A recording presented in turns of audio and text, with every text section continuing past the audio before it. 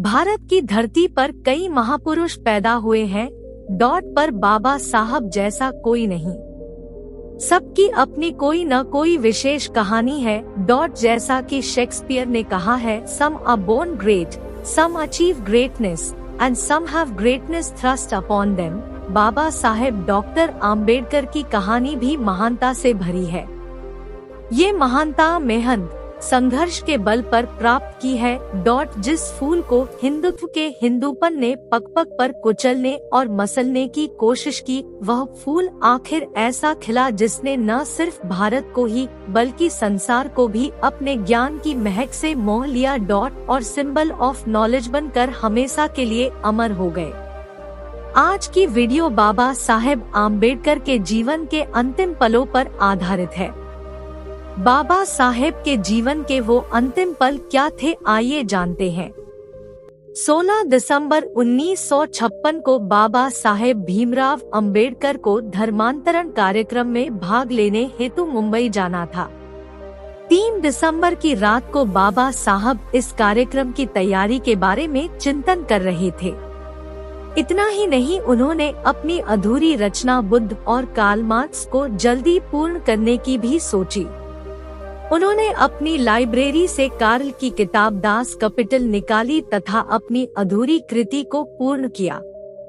इस प्रकार उन्होंने 3 दिसंबर की रात लिखने में व्यतीत कर दी। 4 दिसंबर को उन्होंने राज्यसभा की कार्यवाही में भाग लिया। कुछ मुद्दों पर बहस करने के बाद वे वापस अपने घर लौट आए। घर लौटने के बाद 4 दिसंबर को उन्होंने कांग्रेस को सशक्त विपक्ष देने के इरादे से राजनीतिक दल के गठन के लिए आचार्य पी. के अत्रे तथा S.M. जोशी को पत्र लिखकर रिपब्लिकन पार्टी ने जुड़ने के लिए सहयोग मांगा। 5 दिसंबर को बाबा साहेब अम्बेडकर डॉक्टर सविता अम्बेडकर से क्यों गुस्से में थे, आइए जानते हैं। 5 दिसंबर की सुबह काफी ठंड थी। देर रात तक जागे रहने के कारण बाबा साहब डॉक्टर अंबेडकर सुबह देर से जागे। उनका सहयोगी नानक चंद रत्तू कार्यालय चला गया था। उस दिन मुंबई से डॉक्टर मावलंकर भी उनके घर आए थे। डॉक्टर सविता अंबेडकर मेहमान डॉक्टर मावलंकर के साथ सामान खरीदने बाजार चली गई। इस दिन डॉक्टर अंबेडकर पूरे दिन घर पर अकेले रहे। शाम को रत्तू भी ऑफिस से घर लौट आया था, लेकिन देर शाम तक सविता घर नहीं लौटी थी। उन दिनों बाबा साहब की तबीयत बहुत खराब चल रही थी। इस तरह मेहमान के साथ पूरे दिन देर तक घर से बाहर रहना बाबा साहेब को चुभ रहा था। वे कुछ परेशानी की हालत में लग रहे थे। जैसे जैसे सायंकाल का अंधेरा गहराता जा रहा था, वैसे वैसे डॉक्टर बाबा साहेब का गुस्सा भी चढ़ता जा रहा था। क्योंकि इतनी देर होने तक सविता जी घर नहीं पहुंची थी। बाबा साहेब का गुस्सा घर के नौकरों और नानक चंद रत्तू को साफ साफ नजर आ रहा था, क्योंकि वे बार बार उनसे सविता जी के आने की खबर पूछ रहे थे। ये बड़ी सोचनीय बात है कि परिनिर्वाण से पहले दिन डॉक्टर आम्बेडकर की कहानी बहुत ही कष्टदायक थी। रात को लगभग 8 बजे डॉक्टर मावलंकर और श्रीमती डॉक्टर सविता अम्बेडकर घर पहुँचे। डॉक्टर आम्बेडकर का गुस्सा 7वें आसमान पर था। घर के कर्मचारी बहुत भयभीत थे कि न जाने बाबा साहेब सविता जी के साथ क्या अनहोनी कर दे, लेकिन बाबा साहेब तो धैर्य और करुणा के महासागर थे। उन्होंने बचपन से ही कष्ट और पीड़ा को सागर की तरह अपने में समा लिया था। डॉक्टर श्रीमती सविता जी को बाबा साहेब के सामने जाने की हिम्मत नहीं हुई। घर के नौकरों ने और नानक चंद रत्तू ने बाबा साहेब का गुस्सा शांत करने की काफी कोशिश की।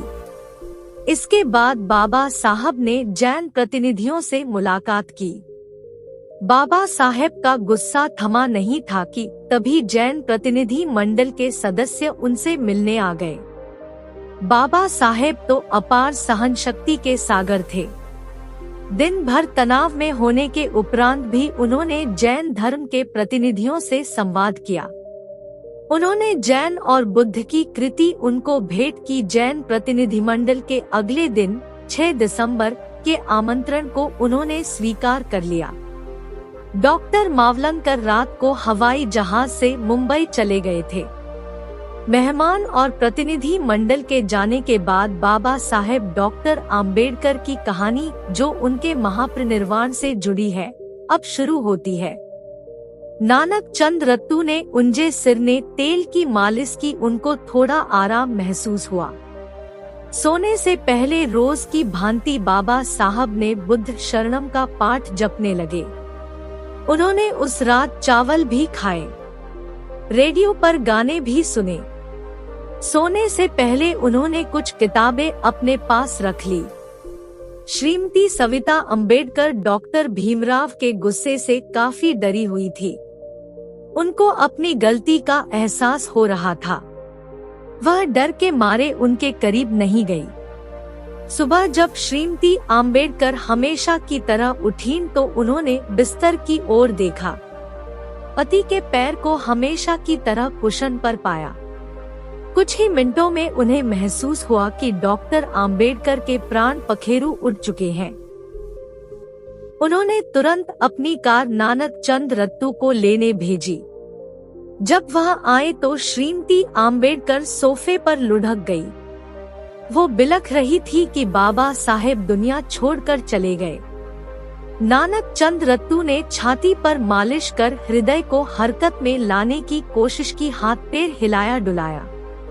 उनके मुंह में एक चम्मच ब्रांडी डाली, लेकिन सब कुछ विफल रहा।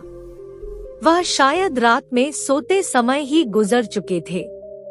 बाबा साहब के संसार से जाने की दुखद सूचना तेजी से फैली। अब श्रीमती आम्बेडकर के रोने की आवाज तेज हो चुकी थी।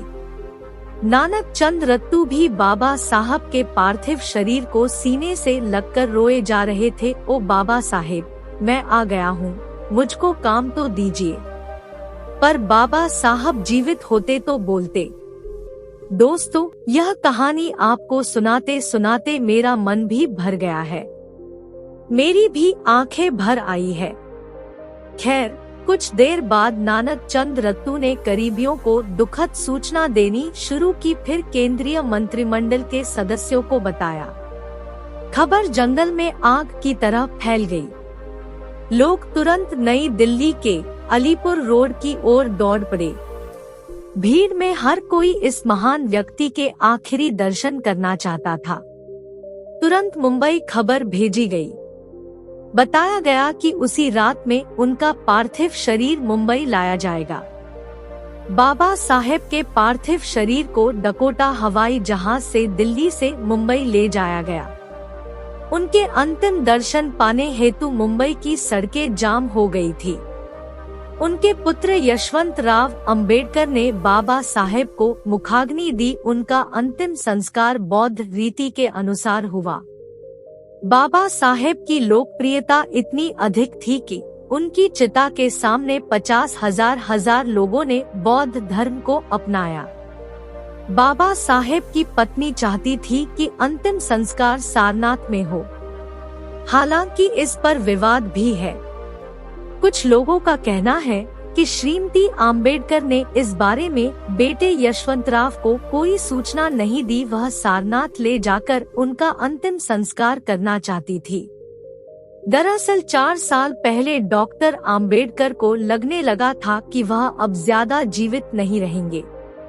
इस बारे में उन्होंने अपने खास सहायक बाबूराव गायकवाड़ को पत्र भी लिखा था कि वह ऐसी घटना की तैयारी पहले से करके रखें। मुंबई में चौपाटी में हजारों लोगों ने उनके अंतिम संस्कार में हिस्सा लिया। हमारा उद्देश्य डॉक्टर भीमराव अंबेडकर द्वारा किए गए कार्यों और विचारों का एक संग्रह है। उनकी विचारधारा से देश और समाज को जो नई दिशा मिली है, वह हमेशा प्रेरणा का स्रोत बनी रहेगी। उनके जीवन, संघर्ष और सिद्धांतों को प्रसारित करना। दोस्तों, आज की वीडियो में बस इतना ही। इस चैनल पर मैं सिर्फ बाबा साहेब के जीवन से जुड़ी छोटी बड़ी सभी जानकारी लेकर आता रहता हूँ। यदि आप बाबा साहब को पसंद करते हो और इनके बारे में और अधिक जानना चाहते हो तो हमारे Baba Saheb video YouTube channel को सब्सक्राइब कर ले। वीडियो को पूरा देखने के लिए धन्यवाद। आपका दिन शुभ हो।